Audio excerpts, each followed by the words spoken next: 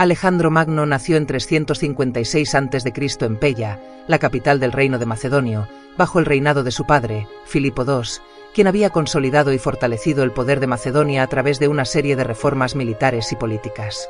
En ese contexto, Alejandro creció en una época marcada por la lucha constante entre los pequeños reinos del mundo griego y las tensiones internas de Grecia, sumada a la expansión del poder de Persia.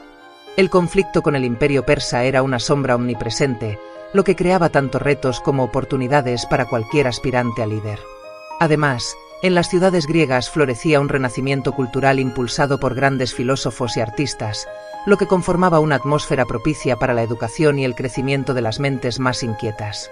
Desde pequeño, Alejandro fue testigo de la ambición y la destreza de su padre, Filipo II, quien reformó el ejército y fue crucial para las primeras victorias sobre los pueblos griegos. A los 13 años, Alejandro tuvo su primer encuentro con la política y las artes de la guerra cuando asumió temporalmente el poder en Macedonia durante la ausencia de su padre. Fue también en esta etapa que, según se relata, apagó un incendio en Pella y formó una alianza con Tebas, demostrando aptitudes diplomáticas y militares. Además, su educación fue una de las influencias más decisivas en su desarrollo, bajo la tutela del filósofo Aristóteles. Gracias a Aristóteles, Alejandro cultivó una admiración por la cultura helénica, el arte, la filosofía y la ciencia, ideas que más tarde moldearon sus planes de expansión. A medida que fue creciendo, Alejandro comenzó a fortalecer su reputación como líder militar y estratega. Cuando Filipo II fue asesinado en el 336 a.C., con apenas 20 años, Alejandro heredó el trono de Macedonia. Inmediatamente se enfrentó a desafíos internos, pues algunas ciudades-estado griegas, incluyendo Tebas, trataron de aprovechar la inestabilidad para rebelarse. Alejandro respondió rápidamente a esta amenaza, destruyendo Tebas y enviando un mensaje claro sobre su autoridad. Sin embargo, también continuó con la política de su padre, mostrando comprensión hacia algunas otras polis griegas, lo que consolidó su poder y liderazgo en la región. Su deseo de superar las limitaciones geográficas y culturales lo llevó a la idea de conquistar el vasto imperio persa. En 334 a.C., después de asegurar su reino, Alejandro cruzó el Helesponto hacia Asia Menor y comenzó lo que se convertiría en una de las campañas militares más grandiosas de la historia. En la batalla del Gránico, el ejército macedonio derrotó a las fuerzas persas, lo que permitió a Alejandro avanzar por Asia Menor, tomando ciudades como Sardes, Mileto y Halicarnaso, y asegurando su dominio sobre la región.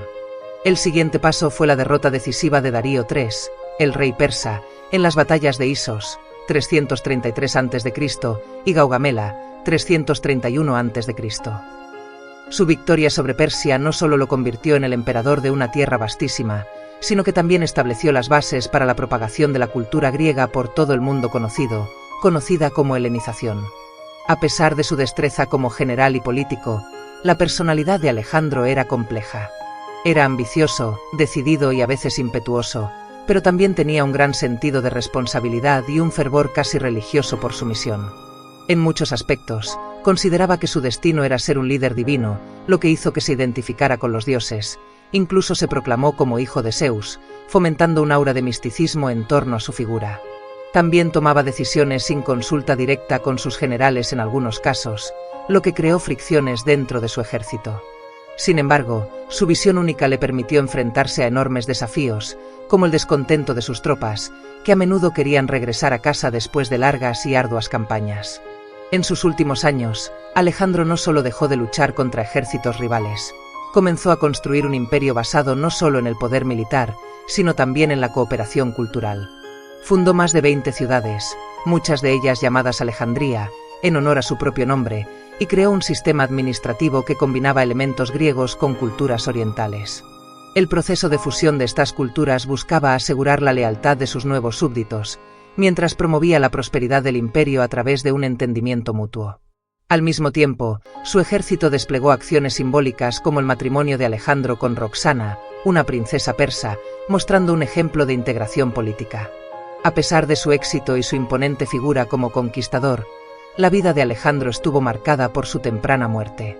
En 323 a.C., con apenas 32 años, cayó gravemente enfermo y murió en el palacio de Nabucodonosor en Babilonia. Su muerte prematura dejó un imperio recién formado y, de alguna manera, irreparablemente fracturado.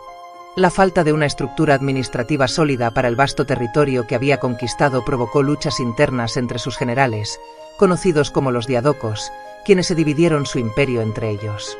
El legado de Alejandro Magno es múltiple y sigue siendo un tema de reflexión para historiadores y pensadores. Su habilidad para fusionar culturas y su visión de un imperio global cambió para siempre las fronteras de lo conocido. Su aventura también marcó el inicio de la difusión de la cultura helénica, influyendo en el arte, la ciencia, la política y la filosofía durante siglos.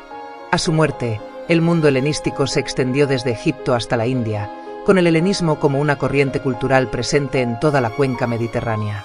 Posteriormente, imperios como Roma continuaron el proceso de expansión cultural que Alejandro inició. Hoy en día, la figura de Alejandro Magno sigue siendo estudiada no solo como un gran conquistador, sino también como un visionario cuya habilidad para navegar las complejidades políticas y militares deja un impacto que no ha disminuido a lo largo de los siglos.